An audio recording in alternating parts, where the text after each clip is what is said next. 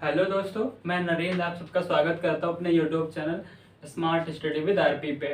दोस्तों, मैथ की श्रृंखला में मैं आज आपके साथ डिस्कस करूंगा प्रीवियस ईयर के क्वेश्चन पेपर मैथ में जो पिछले साल पूछे गए थे। ठीक है, तो मैं एलिमेंट्री मैथ की बात करूँ तो जो 5 क्वेश्चन आए हुए थे। ठीक है, मेरे पास ये क्वेश्चन पेपर है पिछले साल का, इसमें से ए सीरीज है मेरे पास। इसमें जो एलिमेंट्री मैथ के जो 5 क्वेश्चंस आए हुए थे हम उनको डिस्कस करेंगे। मेरा मोटिव पिछले साल का पेपर डिस्कस करने का इतना ही है कि मैं ये बताना चाहता हूँ किस टाइप के UP triple S C math में क्वेश्चन देता है। तो बिना कुछ देरी किए हुए आइए स्टार्ट करते हैं। मेरे पास पहला क्वेश्चन है कि 37 सही 1/2 में कुल कितने 1/8 हैं। ठीक है, ये जो क्वेश्चन है आपका परसेंटेज का क्वेश्चन है। 37 सही 1/2 में कुल कितने 1/8 हैं। ठीक है, ये परसेंटेज का क्वेश्चन है और बहुत ही बेसिक क्वेश्चन है। तो देखते हैं, हम मान लेते हैं मान लेते हैं सोल्यूशन क्या हो जाएगा इसका। हम मान लेते हैं कि क्वेश्चन है कि 37 सही 1/2 में कुल कितने 1/8 हैं।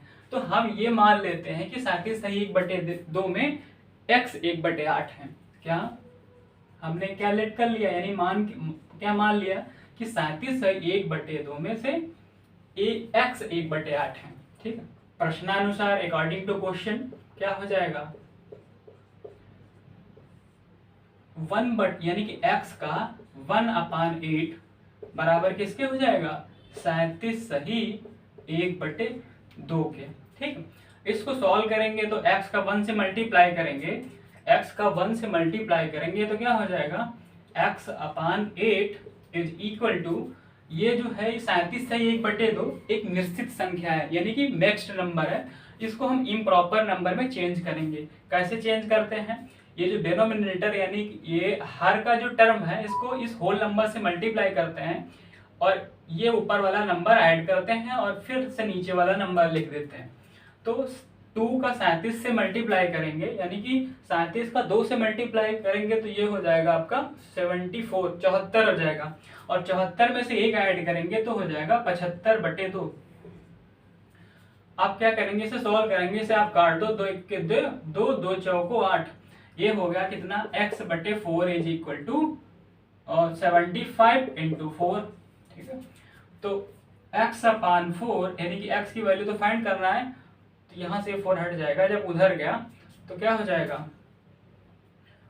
4 5 जा 20 का 0, 2 कैरी हो गया, 4 7 जा 28, 28 + 2 30, यानी x की वैल्यू कितनी आ गई हमारी 300 आपका आंसर हो गया। यही क्या है, यानी कि अगर हमें ये चेक करना है कि हमारा आंसर सही है या गलत है तो हम क्या करेंगे, ये जो हमारा इक्वेशन बनी थी क्या कि x × 1/8 इज इक्वल टू 37 सही 1/2, अगर हम x की जगह ये x की जो हमारा आंसर आया है उसको पुट कर दें और वो अगर 37 सही 1/2 के बराबर आता है तो इसका मतलब हमारा आंसर सही है।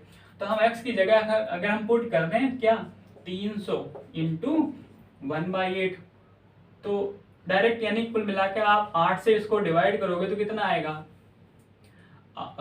8 त्रिक 24, 30 में से 24 माइनस करोगे आएगा 6, और ये ऊपर से 0 आ जाएगा, ये कितना 8 7 जा 56 यानी 56 हो गया, 60 में से 56 माइनस करोगे तो आ जाएगा 4। ठीक है, तो ये तुम्हारा है क्वोशेंट है, ये डिविडेंड है और ये डिवाइजर है और ये रिमाइंडर है। इसे कैसे लिखते हैं मिक्स्ड नंबर में से, इसे मिक्स्ड नंबर में लिखेंगे तो सबसे पहले हम क्वोशेंट लिखते हैं q, ये जो तुम्हारा भागफल है 37 और ऊपर रिमाइंडर लिखते हैं ये 4 ऊपर और डिवाइजर नीचे ये 8। अब इसे और भी आप सॉल्व कर सकते हो, ध्यान से देखो तो कट जाएगा, 4 1 जा 4, 4 2 जा 8, यानी कि 37 सही 1/2, ये आ गया ना। ये इसका मतलब क्या है कि जो हमने x की वैल्यू निकाली है वो सही है। ठीक है, तो ये क्वेश्चन आपका होता है खत्म। आइए दूसरा क्वेश्चन देखते हैं।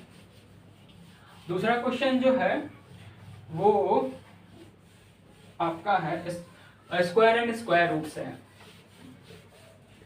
स्क्वायर एंड स्क्वायर रूट का जो क्वेश्चन है ये है अंडर रूट और 36.1 को डिवाइड किया जा रहा है किससे, 102.4 से। देखते हैं दूसरा क्वेश्चन है आपका। दूसरा क्वेश्चन है आपका कि अंडर रूट 36.1 को डिवाइड किया जा रहा है 102.4 से। ठीक है, इसमें आपको करना क्या है, ये क्वेश्चन मार्क्स है, यानी इसकी वैल्यू फाइंड करनी है। और अगर इस क्वेश्चन की बात करें तो ये क्वेश्चन आपका स्क्वायर एंड स्क्वायर रूट से है। तो ये कुछ इस क्वेश्चन करने के लिए ध्यान से देखो, यहाँ पर भी एक अंक के बाद दशमलव लगा है, और यानी अंश में भी एक दशमलव के बाद एक अंक के बाद दशमलव लगा है, और हर में भी एक अंक के बाद दशमलव लगा है। जब डिजिट समान हो तो डिजिट समान यानी कि अंक समान हो दोनों अंश और हर में, तो ये हट जाता है पॉइंट, यहाँ से भी हट गया, यहाँ से भी हट गया, तो ये नंबर आपका क्या हो गया, यानी 361 डिवाइडेड बाई 1024 इतना आ गया। इसको सॉल्व करना है आपको। अगर आपको, हाँ खास बात, अगर आपको स्क्वायर एंड स्क्वायर रूट यानी कि स्क्वायर रूट नंबर्स का पता है तो आप बहुत आसानी से लिख सकते हो। ठीक है, अगर मैं बात करूँ तो मुझे तो याद है क्या, 361 19 होता है और 1024 जो है 32 का होता है। आप यहीं से भी समाप्त कर सकते हो, क्वेश्चन हो गया आपका आंसर। ठीक है, लेकिन अगर आपको स्क्वायर रूट नहीं है पता कैसे निकालते हैं, तो इसकी दो विधियां होती हैं, एक भागफल विधि होती है, एक गुणनखंड विधि होती है। तो देखते हैं, हम बता देते हैं शॉर्ट में। जैसे 361 लिखा है, 361 लिखा है, 361 का अगर हमें भागफल विधि द्वारा अगर कहें क्या निकालना है, इसका वर्गमूल निकालना है,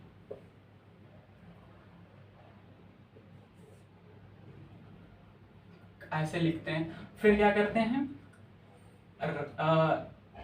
इकाई की अंक से दो दो के पेयर बनाते हैं। ये दो इधर नहीं है तो आगे 0 लगा सकते हो। फिर क्या करते हैं, जो नंबर यहाँ लिखते हैं वही नंबर यहाँ लिखते हैं, और ऐसा लिखते हैं कि इन दोनों का मल्टीप्लाई करने पर इससे इस नंबर से ग्रेटर नहीं होना चाहिए, यानी 3 से ग्रेटर नहीं होना चाहिए। अगर सपोज मैं 1 लिखता हूँ तो 1 का 1 से मल्टीप्लाई करूंगा तो 1 आ जाएगा। ठीक है, 3 से कम है 1। सपोज अगर मैं 2 लिखता हूँ तो 2 दूनी 4, और 4 जो है वो 3 से ज्यादा है, इसका मतलब हम 2 नहीं लिखेंगे, 1 ही लिखेंगे। यहाँ पर भी 1, यहाँ पर भी 1, 1 के 1 हो गया, और इस नंबर के नीचे जस्ट वही नंबर उतार देते हैं और इनको ऐड करके नीचे लिखते हैं। 1 और 1 2 हो गया। इधर 3 में से 1 माइनस करेंगे तो हो जाएगा 2, और फिर इसके बाद यहाँ से जो नंबर एक डिजिट नहीं उतरता है, यानी कि पूरा पूरा पेयर यानी पूरा का पूरा जोड़ा उतरेगा नीचे, तो ये 61 हो गया। आप फिर वही काम करेंगे, जो नंबर यहाँ लिखेंगे वही नंबर यहाँ लिखेंगे। तो देखो, अगर यहाँ पे मैं सपोज ये आपको चेक करना, सपोज यहाँ पे मैं 5 लिख दूं, सपोज 5 लिख दूं तो यहाँ पे 5 लिखूंगा। अब इस 1 से मतलब नहीं आपका, इस 5 को इससे मल्टीप्लाई करोगे कितना आएगा, 5 5 जा 25 का 5 हो गया, 2 कैरी, 5 2 जा 10, 10 और 2 12। ये तो बहुत ही कम है, 261 से 125 काफी कम है, तो इसका मतलब है और टाइम्स जा सकता है ये आपको चेक करना पड़ेगा बार बार। सपोज मैं 8 लिख देता हूँ, ठीक है, 8 8 जा 64 का 4 कितना कैरी हुआ 6, और 8 2 जा 16, 16 प्लस 6 22। अभी भी ये कम है, देख सकता हूँ 224 है, नंबर हमारा 261 है। एक बार और ट्राई कर लेते हैं, शायद चला जाए। ठीक है, तो मैं लिखता हूँ यहाँ पे 9 लिखा तो 9 9 जा 81 का 1 8 कैरी, 9 2 जा 18 और 18 प्लस 8 26।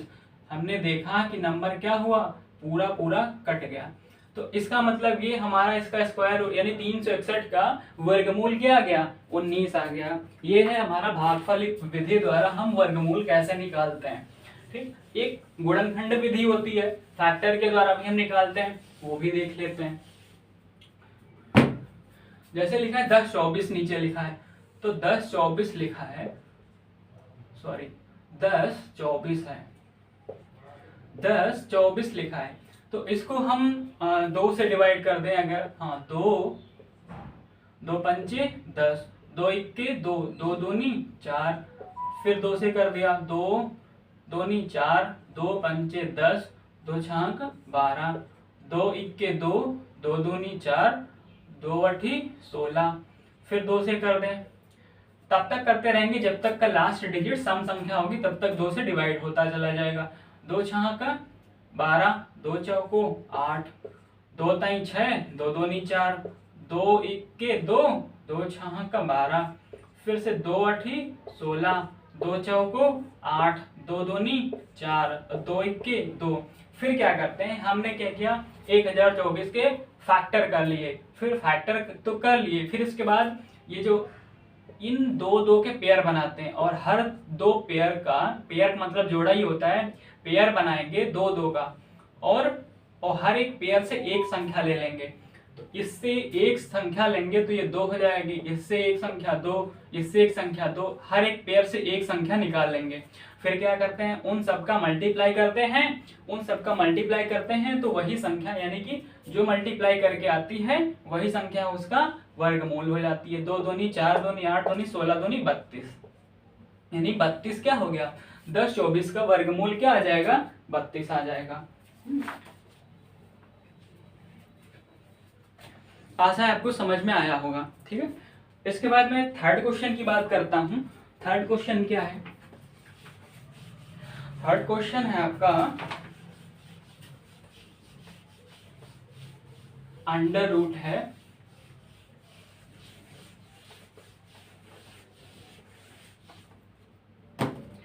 थर्ड क्वेश्चन आपका है कि अंडर रूट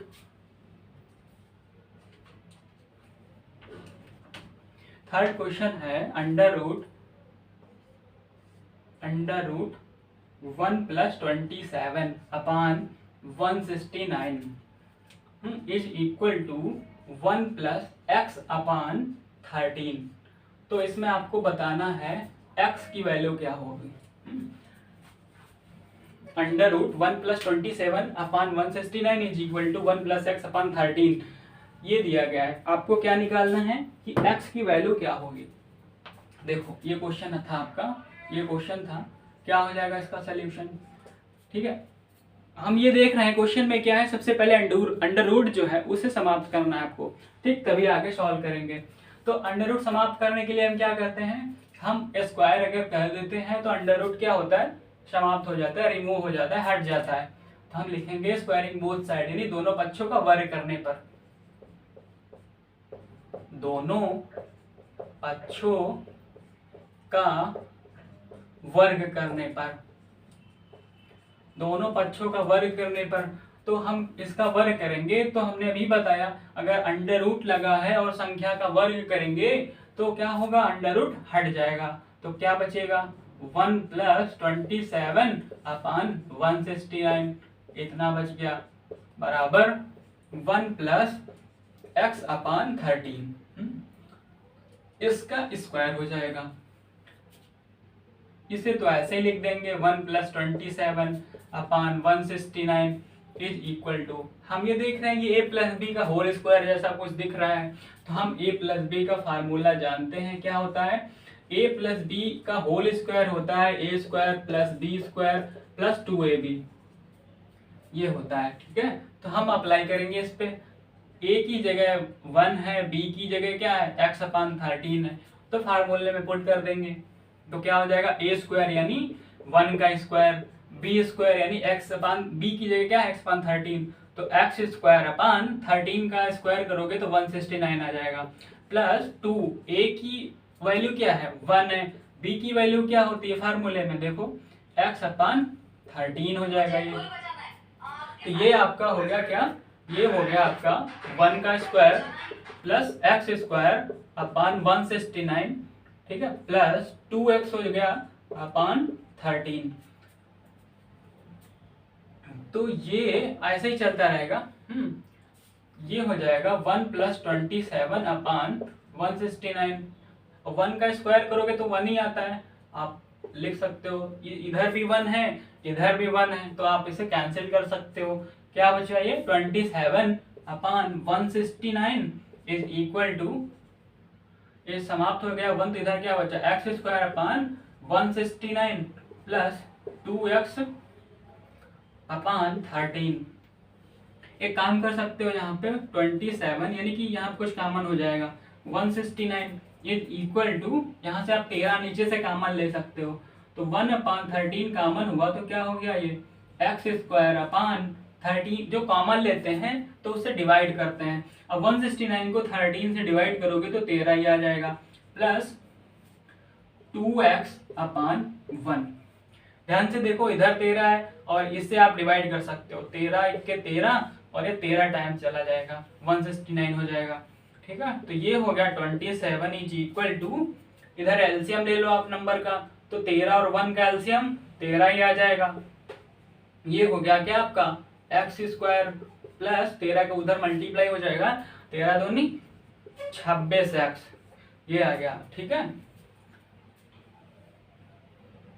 और ये 13 इसके नीचे भी तो आएगा। ठीक है, दोनों तरफ से 13 13 कैंसिल हो जाएगा, इधर क्या बचा आपका, यानी क्या बना आपका क्वेश्चन, आगे हो जाएगा 27 is equal to x² plus 26x।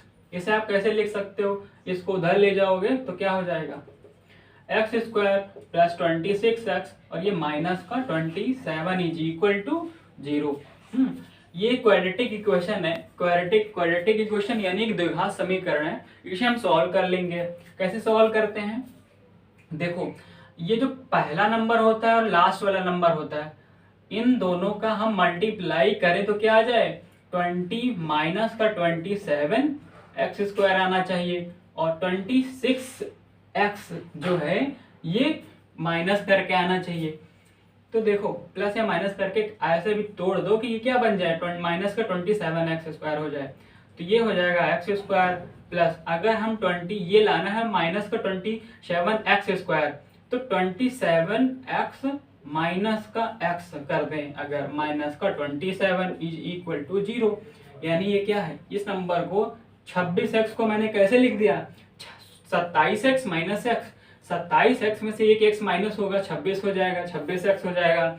अगर इन दोनों का मल्टीप्लाई हम करें 27x और माइनस का x का, तो ये क्या हो जाएगा, माइनस का plus minus minus 27x square, x कितना हो जाएगा, स्क्वायर। तो इसका मतलब ये मैंने तोड़ दिया। अब आप ध्यान से देखो, इन दोनों में से और इन दोनों में से कुछ कॉमन हो रहा है, कॉमन ले लो। यहाँ से मैंने x कॉमन ले लिया तो क्या हो गया, x प्लस 27, यहाँ -1 कॉमन ले लो तो x माइनस कॉमन होगा तो अंदर का साइन प्लस हो जाएगा, 27 इज इक्वल टू 0। यहाँ पे हम देख रहे हैं x प्लस 27 कॉमन है, तो x plus 27 x minus 1 is equal to 0 के चल रहा है। ठीक है, तो x minus 1 is equal to 0 और x इज इक्वल टू 1, ये क्या हो जाएगा, एक आंसर ये हो गया। दूसरा है x plus 27 is equal to 0, तो x इज इक्वल टू -27। ये पॉसिबल नहीं है। तो हम क्वेश्चन में क्या कर रहे हैं, हाँ क्वेश्चन में हमारा 1 आंसर आ रहा है, एक पहला ही ऑप्शन 1 दिया है, 3 है, 5 है, 7 है, तो यानी कहने का मतलब हमारा आंसर 1 आ गया, x की वैल्यू 1 आई, यही हमारा क्या हो गया, आंसर हो गया। ठीक है, आशा आपको समझ में आया होगा। अगर दोस्तों अगर आपको चेक करना है कि 1 जो आया है क्या ये सही है हमारा आंसर, तो चेक करने के लिए आप क्या करो, जो भी आपका आंसर आया है आप क्या करो, उसको इस इक्वेशन में पुट कर दो, जो आपकी ये इक्वेशन थी। अगर x की जगह 1 पुट कर लो, x की जगह 1 पुट कर दोगे, अगर ये 0 के बराबर आ रहा है तो इसका मतलब हमारा जो भी आंसर आया वो सही है। 26x इंटू 1 माइनस का 27, 1 का स्क्वायर 1 ही होता है, 26 का 1 से मल्टीप्लाई 26 ही होगा, माइनस का 27, 26 प्लस 1 कितना हो जाएगा, 27 माइनस 27, ये क्या हो जाएगा, 0 बराबर, ये 0 के बराबर चल रहा है ना, तो 0 बराबर 0, इसका मतलब क्या हुआ, हमने हमारा जो x इक्वल टू 1 आया है वो क्या है, सही है आंसर। आशा आपको समझ में आया होगा। इसके बाद दूसरा क्वेश्चन आप लोग देख रहे होंगे कि जो भी क्वेश्चंस आए हैं बिट में, ये बहुत ही बेसिक्स क्वेश्चन है और आप थोड़ी सी मेहनत करके 5 के 5 मार्क्स मैथ में ला सकते हो। ठीक है, बस आपको थोड़ी सी मेहनत करनी है। बहुत छोटा सा टॉपिक है, केवल 6 टॉपिक है मैथ, एलिमेंट्री मैथ की मैं बात करूं तो। ठीक है, तो दोस्तों हम दूसरा क्वेश्चन देखते हैं। दूसरा क्वेश्चन क्या है, यानी कि नेक्स्ट क्वेश्चन है हमारा कि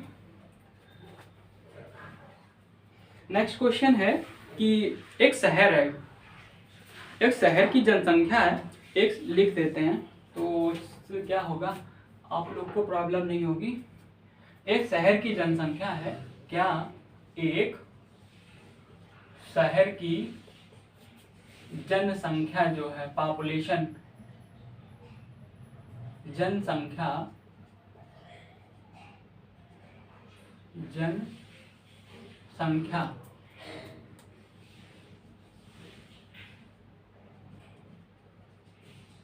जनसंख्या जो है वो क्या है, में 4% की वार्षिक वृद्धि होती है, वार्षिक वृद्धि होती है। कोई शहर है, शहर की जनसंख्या में 4% की वार्षिक वृद्धि होती है, परंतु स्थानांतरण के कारण, माइग्रेशन के कारण क्या हो जाता है, परंतु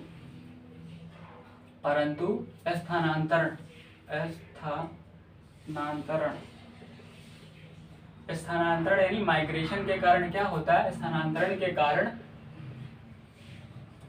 कितने परसेंट के कारण 1/2% वार्षिक तक घट भी जाती है, वार्षिक तक घट भी जाती है। ठीक है, 3 वर्षों में आपको बताना क्या है कि 3 वर्षों में वृद्धि का प्रतिशत क्या होगा, 3 वर्षों में वृद्धि का प्रतिशत क्या होगा, वृद्धि का प्रतिशत क्या होगा, ये आपको बताना है। दोस्तों क्वेश्चन आपसे कह रहा है कि पॉपुलेशन, सबसे क्वेश्चन को समझना सबसे ज्यादा जरूरी होता है क्वेश्चन करने से पहले। क्वेश्चन क्या है कि the population of a town increase 4% annually. एक टाउन है जिसमें से उसकी पॉपुलेशन 4% एनुअली यानी वार्षिक बढ़ जाती है, but it decreased by migration annually to the extent of 1/2%, यानी बट इट डिक्रीज, ये घट जाती है माइग्रेशन यानी कि स्थानांतरण के कारण, एनुअली यानी कि वार्षिक, to the extent of 1/2%, migration के कारण 1/2% जो है वो घट भी जाती है वार्षिक पॉपुलेशन यानी जनसंख्या। What will be the increase percentage in 3 years, यानी कि आपको ये बताना है 3 वर्षों में कितना इंक्रीजमेंट होगा पॉपुलेशन में, ये आपको बताना है। तो आइए देखते हैं, आशा आपको समझ में आया होगा क्वेश्चन क्या कह रहा है। ठीक है, देखते हैं, देखो सॉल्यूशन इसका क्या हो जाएगा, कैसे सॉल्व होगा ये। देखो क्या क्या इसमें दिया है, सबसे पहले देखो मान लेते हैं, इसमें एक चीज और है, वृद्धि दिया है 4% की वृद्धि हो जाती है, परंतु स्थानांतरण के कारण 1/2% घट भी जाती है। तो पहले बढ़ भी रही 4% और 1/2 घट रही है, तो कितनी नेट कितनी वृद्धि हुई, कुल वृद्धि कितनी हुई, कुल वृद्धि कितनी हो जाएगी, कुल वृद्धि कितनी हो जाएगी। देखो 4% बढ़ रही है, उसमें से 1/2% घट रही है, तो 4 में से 1/2 माइनस कर देंगे, परसेंटेज में आ जाएगा, तो आपको पता चल जाएगा कि एनुअली यानी टोटल कितनी बढ़ रही है, नेट कितना इंक्रीज हो रहा है। तो 4, ये कितना हो जाएगा, 4 दूनी 8, 8 में से 1 माइनस करेंगे, कितना हो जाएगा 7, 7/2, 7/2 आ गया, कितने परसेंट। ठीक है, अब हम मान लेते हैं कि कुल जनसंख्या, कुल पॉपुलेशन यानी कि शहर की, क्या मान लेते हैं हम, कि मान लेते हैं शहर की कुल जनसंख्या मान लेते हैं शहर की कुल जनसंख्या, पॉपुलेशन वो 100 है। क्या मान लिया मैंने, शहर की कुल जनसंख्या 100 है।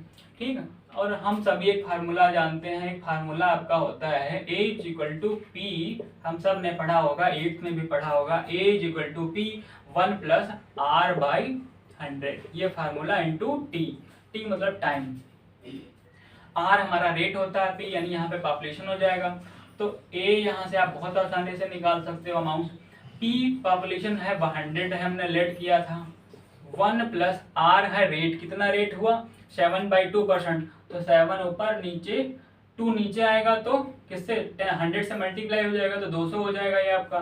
T टाइम कितना था, टाइम कितना दिया है टाइम कितना था, 3 ईयर के लिए दिया गया है। ये तो लास्ट में पूछा है 3 वर्षों में 3 वर्षों में, यानी कि 3 वर्षों में वृद्धि का क्या प्रतिशत होगा, तो ये 3 हो जाएगा। तो अमाउंट यहाँ से आपका क्या आ जाएगा 100, इसे सॉल्व करोगे 200 और 7, ये 207 डिवाइडेड बाई 200 की पावर 3, ये हो जाएगा कितना 100 इंटू इसे 207 इंटू 207 इंटू 207, इसका आप कितने बार मल्टीप्लाई करोगे 3 बार, फिर 200 इंटू 200 इंटू 200। आप इसे सॉल्व करोगे, ठीक है, आप इसे सॉल्व करोगे तो आपका आंसर आ जाएगा, मैं डायरेक्ट लिख दे रहा हूँ, आप सॉल्व करके देखना, ठीक है। तो ये आ जाएगा आपका 110.87, इतना आ जाएगा। आप सॉल्व करके देखना, इतना ही आएगा, ठीक है। तो हमारा यानी अमाउंट इतना आ गया, पर हमने माना कितना, यानी शहर क्या लेट गया था कि शहर की कुल जनसंख्या, ये हमने माना था कि शहर की कुल जनसंख्या हमने मानी थी 100, और हमारी आई कितनी है 110.8.7। तो हम अगर हम कुल वृद्धि की बात करें तो कितनी होगी, कुल वृद्धि जनसंख्या में कुल वृद्धि क्या हो जाएगी, हम अगर ये जो टोटल में से ये जो आया है अमाउंट 110.87 में से ये 100 माइनस कर देंगे तो हमको पता चल जाएगा कि कुल वृद्धि कितनी हुई है। पहले इतनी थी और अब इतनी हो गई, पहले 100 तुमने माना था 110.87 हो गई, तो कुल वृद्धि कितनी हो गई 110.87 में से माइनस कर देंगे 100 को माइनस किया तो आपका कितना हो जाएगा, ये 10.87 आ जाएगा, और यही क्या हो गई कुल वृद्धि हो गई 3 वर्षों में।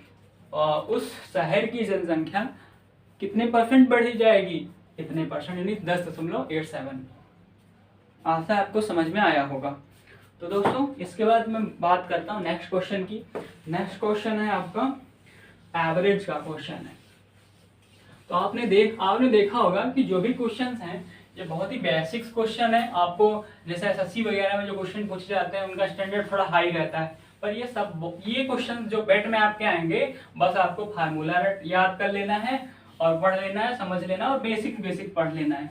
हाँ, सारा पढ़ना है, पर जो भी एलिमेंट्री मैथ में आपको 5-6 टॉपिक हैं और 6 टॉपिक को अगर आप अच्छे से कवर कर लेते हो, बस बेसिक हाई है, तो आपके 5 में से 5 मार्क्स क्लियर हैं। लास्ट क्वेश्चन आपका है वो एवरेज का क्वेश्चन है, ठीक है। क्या क्वेश्चन है एवरेज का? एवरेज का क्वेश्चन है कि 13 परिणामों का औसत लिख देता हूं मैं। लास्ट क्वेश्चन आपका 5th क्वेश्चन है ये। लास्ट क्वेश्चन है कि 13 परिणामों का औसत 68 है। 13 परिणामों का औसत यानी एवरेज कितना है 68 है। 68 है। पहले 7 का औसत 63 है। पहली 7 संख्याएं जो हैं उनका औसत कितना है, पहली 7 संख्याओं का पहले 7 का औसत जो है औसत 63 है, ठीक है। पहले 7 का औसत जो है वो 63 है और आखिरी जो लास्ट की संख्या है, आखिरी की 7 कह रहा है कि आखिरी की जो 7 संख्या है, आखिरी 7 संख्याओं का औसत 70 है। कितना है 70 है। तो आपसे पूछा जा रहा है तो क्या बताना है, तो 7वें का परिणाम क्या होगा, तो जो 7वां तो 7वें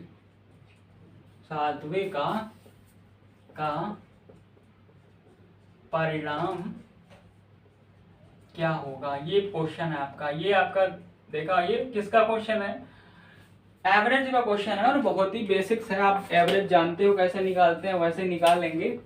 बस देखो, हम जानते हैं एवरेज में एक फार्मूला होता है। कैसे निकालते हैं एवरेज औसत किसी संख्या के निकालने के लिए हम क्या करते हैं, औसत निकालने के लिए हम कुल संख्याओं का योग, जितनी भी संख्याएं होती हैं उन सबका सम कर देते हैं। सम ऑफ ऑल नंबर, यानी कि कुल संख्याओं का योग, कुल संख्याओं का योग डिवाइडेड बाय कुल संख्या। जितने भी नंबर होते हैं टोटल नंबर से डिवाइड कर देते हैं कुल संख्या। ठीक है, तो देखो इसकी बात करते हैं, इसकी सोल्यूशन की बात करते हैं। एक बार इंग्लिश में समझा देता हूँ आपको। The average of 13 result is 68। 13 संख्याओं का जो औसत है वो 68 है, एंड पहले 7 का औसत 63 है। पहली 7 संख्याएं जो हैं उनका एवरेज जो है वो 63 है।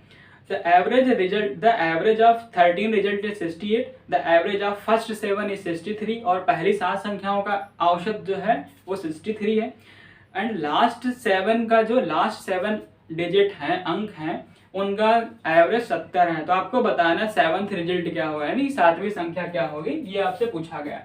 तो औसत का फार्मूला हम जानते हैं, औसत क्या होता है, एवरेज क्या होता है, कुल संख्याओं का योग, यानी कि sum of all number divided by total number. तो यहाँ से हम संख्याओं का कुल योग कैसे निकाल सकते हैं, अगर हमें औसत पता है और कुल संख्या पता है। देखो क्वेश्चन में यही तो दिया गया है, हमें औसत पता है और कुल संख्या पता है। 13 संख्याओं का औसत 68 है, तो यहाँ से हम कुल संख्याओं का योग उनका निकाल सकते हैं। तो कुल संख्याओं का योग क्या हो जाएगा, औसत का मल्टीप्लाई कर देंगे कुल संख्या से। तो कुल संख्याओं का योग क्या हो जाएगा, यहाँ से देखो, कुल संख्याओं का योग ये है, तो इसको इससे मल्टीप्लाई कर दोगे क्या हो जाएगा, ये औसत का मल्टीप्लाई किससे हो जाएगा, कुल संख्या से, औसत का मल्टीप्लाई किससे हो जाएगा, कुल संख्या से। तो देखो क्वेश्चन ये में यही क्या कहा गया, तो 13 संख्याओं में लिख देता हूं, 13 संख्याओं का कुल योग क्या हो जाएगा, कुल योग औसत कितना था 68, और कुल संख्या कितनी संख्याएं हैं 13, बस ऐसे ही छोड़ दिया। फिर आगे क्या कह रहा है, पहले 7 का औसत 63 है। तो पहली 7 संख्याएं जो हैं क्या है, क्या कह रहा है क्वेश्चन, पहली 7 संख्याएं जो हैं, पहली 7 का संख्याओं का औसत कितना है, तो कुल योग क्या हो जाएगा, पहली 7 संख्याओं का योग क्या हो जाएगा, यानी कि सम ऑफ फर्स्ट 7 नंबर्स, वो क्या हो जाएगा, देखो औसत और कुल संख्या एवरेज इनटू टोटल नंबर। तो पहली 7 संख्याएं उनका औसत 63 है, तो औसत 63 है और 7 संख्याओं का तो मल्टीप्लाई कर देंगे, तो मुझे ये पता चल जाएगा जो पहली 7 संख्याएं उनका योग क्या हो जाएगा। ऐसे ही लास्ट में कह रहा है क्वेश्चन कि आखिरी 7 संख्याओं का औसत 70 है। तो आखिरी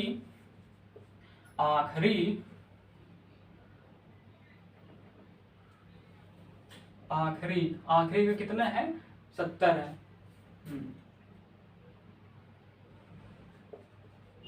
आखिरी 7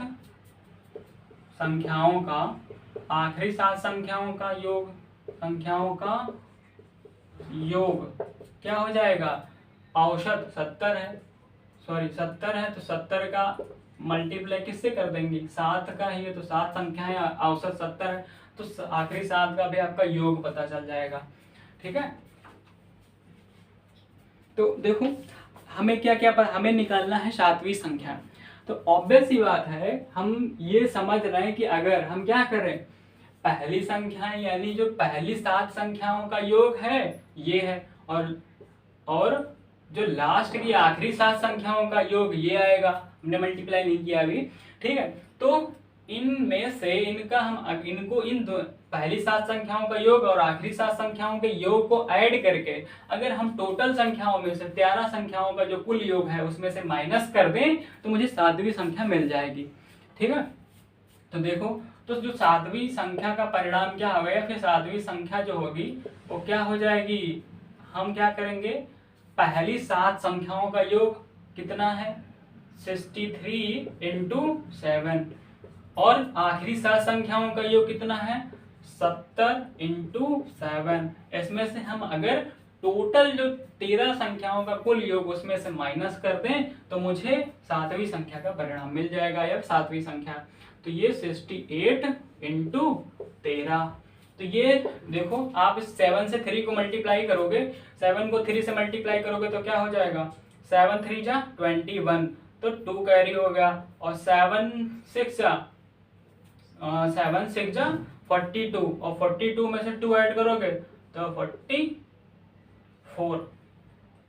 प्लस 7 7 जा 49, 7 7 49 माइनस, अब 13 को 68 से मल्टीप्लाई करना है, 13 को 68 से मल्टीप्लाई, 13 अट्ठे 104, 104 का 4 आ गया, क्या 104 का 4 आ गया, 10 कैरी हो गया, कैरी नहीं 10 हासिल बच गया, तो 13 अट्ठे 104 का 4 10 बचा, और 13 तिरछंग 78, 78 10 88 हो जाएगा आपका। ठीक है, आप इन दोनों को ऐड करके इसमें से माइनस करोगे क्या हो जाएगा, 0 में से 1 ऐड करोगे 1 आ जाएगा, 9 में से 4 ऐड करोगे 13 आ जाएगा, 9 4 13 का 3 फिर से 1 कैरी हो गया, 9 4 और 4 8 8 1 9, 921 में से 884 माइनस करना है आपको, तो आपको 7वीं संख्या मिल जाएगी, 7वीं संख्या यानी 7th रिजल्ट मिल जाएगा। 1 में से 4 माइनस नहीं होगा तो बगल वाले से उधार मांगा तो यहाँ 11 हो गया, 11 में से 4 माइनस किया तो क्या हो गया 7 आ गया, इधर 2 बचा तो 2 में से 8 नहीं माइनस होगा, बगल वाले से फिर लिया उधार तो इधर 13 हो गया, 13 में से 12 हो जाएगा क्योंकि एक पहले दे दिया था इसने, तो 12 में से 8 माइनस करोगे तो क्या आ जाएगा 47, तो आपकी 7वीं संख्या का परिणाम 7th रिजल्ट क्या हो जाएगा 47 आपका आंसर आ जाएगा। ठीक है, आशा आपको समझ में आया होगा। तो इस टाइप के क्वेश्चंस पूछे जाते हैं दोस्तों पेट में। तो आपने एक चीज ये नोटिस किया होगा कि सारी चीजें बहुत ही बेसिक्स थी, तो अगर आप बेसिक्स यानी कि जो एलिमेंट्री मैथ में जो 5 टॉप यानी कि बेसिकली 5 क्वेश्चन आएंगे और 6 टॉपिक हैं जिसमें से, और 6 टॉपिक्स अगर आप अच्छे से कवर लेते हो तो 5 मार्क्स आपके कहीं नहीं गए, बहुत अच्छे से कवर कर लोगे। और फिर उसके बाद आती है 20 नंबर की जो आपका बहुत बड़ा योगदान देता है वो DI डेटा इंटरप्रिटेशन। ठीक है, जो ग्राफ और तालिका जिसमें से क्वेश्चंस पूछे जाएंगे, तो वो भी मैं कराऊंगा, बस आपको मतलब सब बना के रखना है और पढ़ते रहना है। तो दोस्तों आज के लिए इतना ही, और ज़रूर बताइएगा कि कैसा लगा मेरा वीडियो। तो धन्यवाद, बहुत बहुत धन्यवाद वीडियो देखने के लिए।